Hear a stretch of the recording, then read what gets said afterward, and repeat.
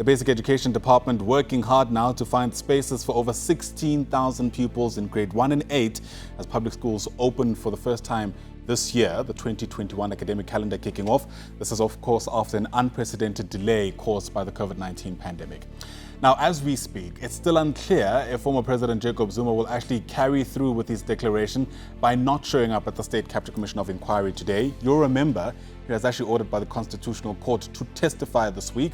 That testimony is set to begin, ideally, from today.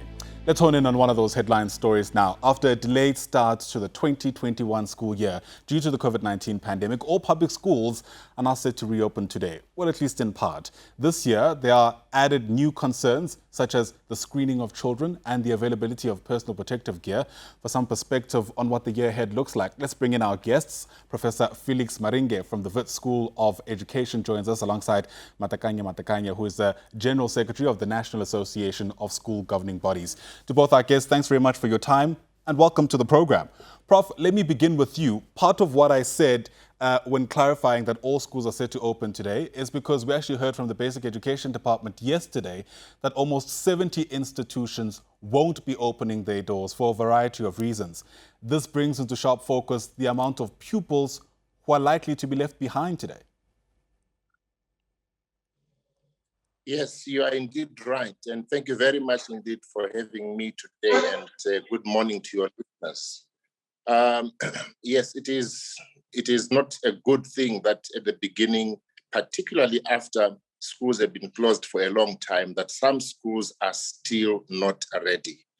And I think that this is a great indictment to the Department of Education, that with all the time that we probably had all this time, we still have schools and children, therefore, that are not going to be a part of the schooling and learning program. Yeah. To be fair, I mean, part of what was said is that some of these schools were actually hit hard by the floods we've seen in certain parts of the country. But I think the point still remains. There's certainly a celebratory mood in the air, but we certainly shouldn't forget about these individuals.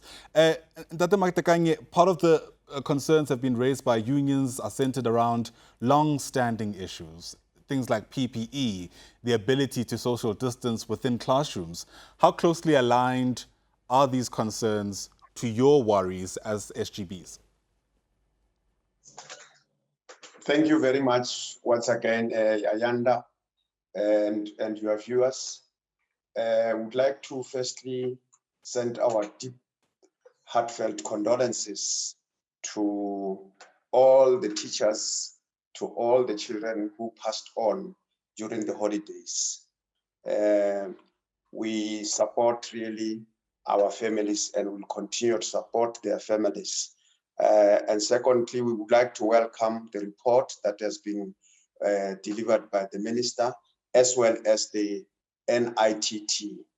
And it is true that firstly, we would like to welcome our children back to schools. It's quite a long time that our children have been away. And you'll remember, Ayanda, that school's supposed to have reopened on the 27th of January. And due to the request that was made by the NCCC, then school was extended to another 2 weeks. Hence, the schools are reopening today. However, we are discomforted because we thought by these 2 weeks, then really the system will be ready to accept our children. All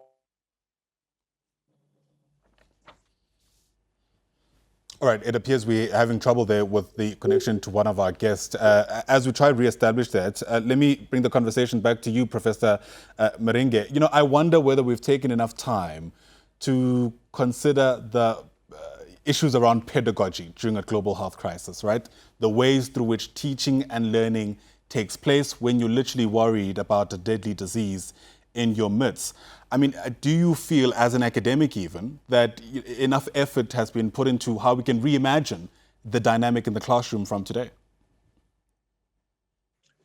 I think the whole question of reimagining the new dynamics of teaching and learning is one thing that we haven't quite done as a nation and as a Department of Education. In my view, I think that the new teaching and learning, particularly in this COVID era, should actually focus on 5 important principles. The first one is that the new learning can no longer be group learning.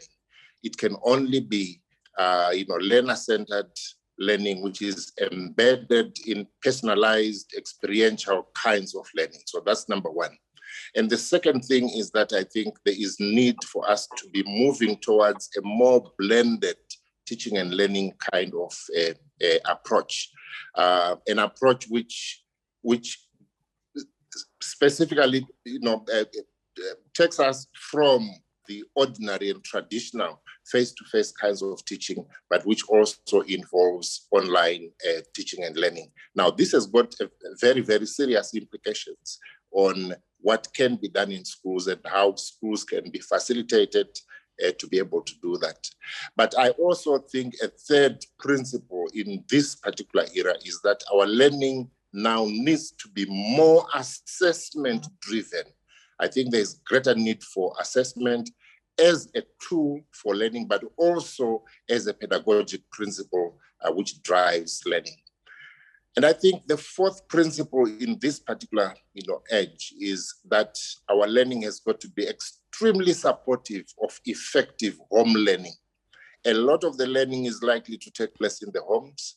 And as long as schools and the Department of Education are not putting in enough effort into making sure that home learning is going to be effective, then the children are going to fall behind more and more. And the final principle that I'm proposing here is that, our learning every time, whether it is at home or at school, has got to maintain a very, very strong focus on the pandemic.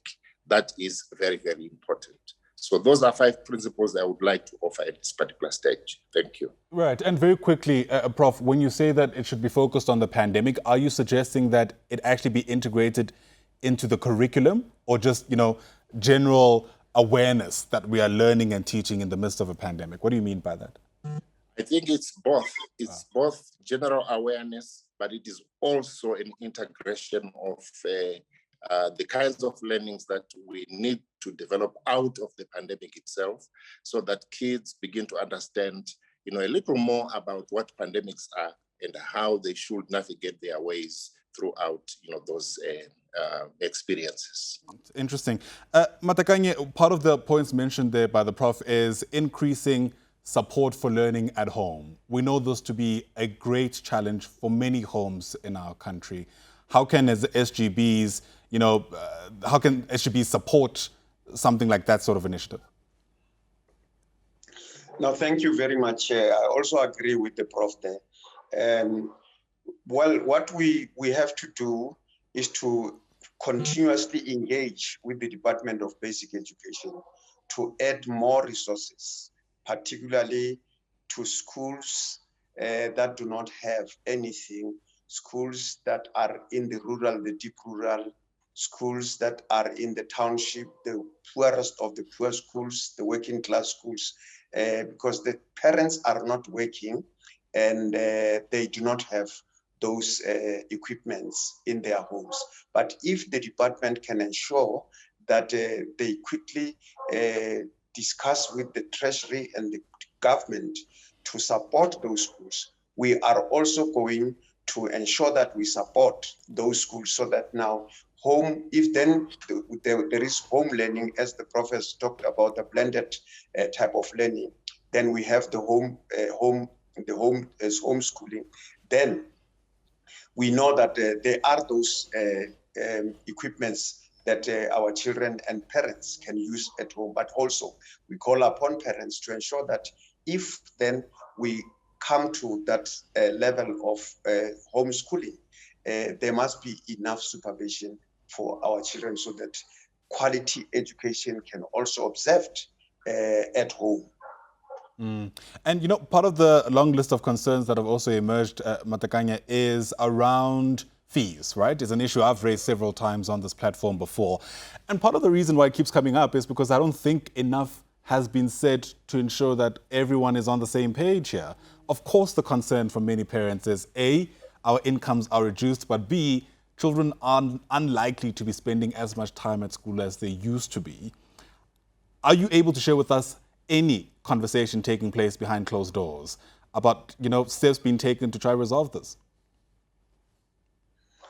No, there are discussions behind the doors with the minister, with the DG, to seek for support, because most of the discussion that we have with the Department of Education is to request for them support of the children. Well, we know that we as an organization do support, organize parents, support, ensure that we encourage children to behave and all those. But largely, the resource that is really needed by the parents, particularly parents who are not working, schools that I've already mentioned that are really poor and all those things.